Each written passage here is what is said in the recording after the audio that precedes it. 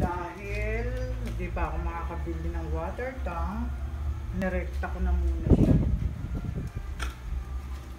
Nilagari ko dun, nilagari ko dito, pinagdugtong ko ito, dinugtong ko dito, tapos dito. Bakit naglilig ka? Naglilig ka dun. Tapos dinugtong ko dito, pinutol ko yung nandun, dinugtong ko rin to. Kailangan pagka wala kang kasama sa bahay at wala ka bang aasahan, matuto ka eh. Tinignan ko lang maigi kung anong dapat kong gawin. So, ginawa ko na lang. Siguro pag bumili ko ng water tank, pag kaya kong ikabit, ako na rin magkakabit. Ayan.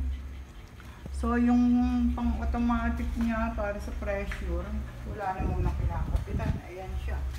Sinabit ko lang muna. Pero, sinaksa ko na. So, pagka binubuksan ko ang gripo, maandar ang makina. Lahat na lang, puro hindi ako naghuhugas ng plato or naliligo ng tuloy-tuloy na nakabukas ang gripo.